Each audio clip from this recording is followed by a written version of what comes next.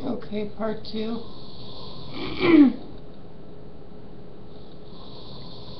um,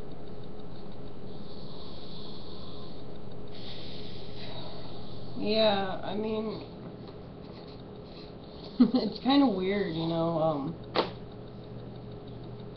when I tried to explain what happened to me,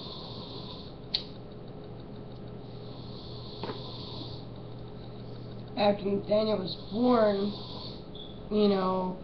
one, I feel grateful that my son was moderately healthy. I mean, he had breathed in some of the amniotic fluid when he was coming out, and since there was meconium staining in the water, they were really worried about that, and so they closely monitored him for a couple of days. But other than that, he was fine. I couldn't really hold him at all. So I never really got that chance to really bond fully with him the first, half hour of his birth or whatever. And that really meant a lot to me. A lot of people say, oh, that's okay, you can bond in other ways. And that's fine. I mean, theories are theories and all that, but, something that I truly feel, that got taken from me. I know my situation's not nearly as bad as most people's, because I've never had a miscarriage. I've had a lot of pregnancy, thought I was, or whatever, and not really scares. It was just like, oh, I believe I might be pregnant, and then my period would come and I'll be like, oh, well, maybe not, But I know my experiences aren't nearly as bad as most people's, but, I have to get my story out somehow, because I'm tired of holding it in, and I'd rather let it out. And I don't feel like writing it, because writing it causes me to relive it a little bit more clearly and sharper. Just talking about it helps, but it also helps me not to dwell on it as heavily. Because I just record it, post it, forget about it, and I don't have to write. But luckily, in about an hour or so, is going to be the between 8:30 and 9 o'clock is around the time when my bleeding finally slowed. And I say slowed because, for those that don't know, after the birth or whatever, there is some bleeding. I mean, think about it, the umbilical cord and all that stuff is literally growing out of the uterine wall, and so when that gets expelled, it's torn off. And mine was ripped off by the midwife, so I had a huge gaping wound, and fucking bitch. Her name is on my son's birth certificate. I could find her and tell her off and go, how dare you do that to me? She was in such a hurry to get out of there and get home because it was, about 1 o'clock in the morning or so. She was so freaking antsy to get home. And I was her only fucking patient.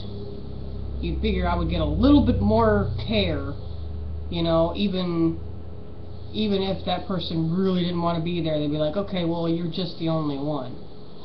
My doctor, Dr. Drassic, she had just gotten back from vacation. She left her vacation early because she had a sneaking suspicion that I would end up going into labor early.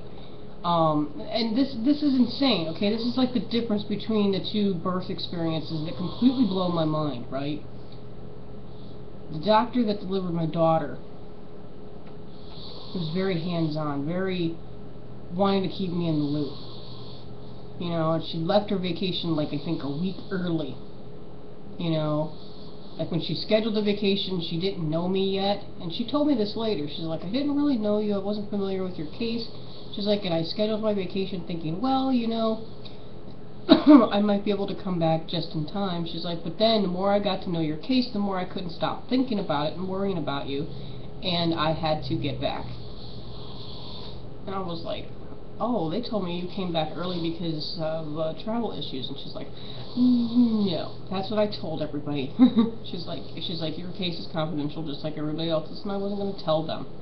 She's like, but she's like, I reviewed your case extensively, and what happened to you with your son's birth, she's like, I can't give you my professional opinion. She's like, and I can't even really give you my personal opinion, but maybe you can read my mind. And the word malpractice popped into my head, and I just nodded. And I was like, yeah, I think I know. But with my son's birth, it's like they didn't care. They treated me like I was a sheep. You know, they just treated me like I was just some ewe that was laboring in a field. And they were like two steps from going, well, we might as well just shoot it in the head. You know? I mean, God, I know biologically I'm a fucking mammal and this and that and the other, but I'm a human being. You know? Treat me with a little bit of care. Treat me like you at least give a damn about the mother of this baby. You know? I hadn't even seen Nathaniel. All this time while I was dying, I was like, I just want to see my son's face just once. Just so I know who to look for when I'm in the heavens. Or where the fuck ever. You know? Because at that time I wasn't too certain about my own spirituality. I've explored it since then. You know? And I had 2 IVs in, I believe, this arm, in my right arm, and I had 3 in my left. And how I hold babies is usually I put their head in the crook of my left elbow. I don't know why, it just feels more comfortable that way. But when I finally got to hold him, I couldn't even really hold him. They had to put him on the bed and I had to curl my arm around his head. Here, I have a picture of it somewhere. I mean, he's got the smushed up face, and he was pissed because he wanted me to hold him. You know, even from birth, he was very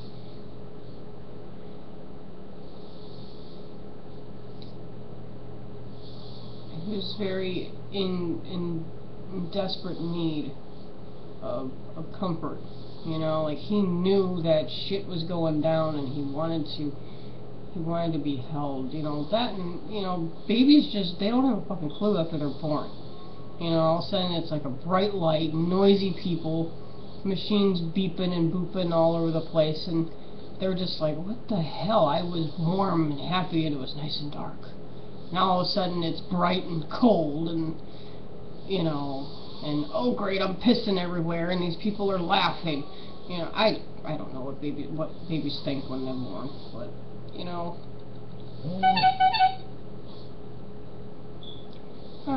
Part 3 possibly coming out.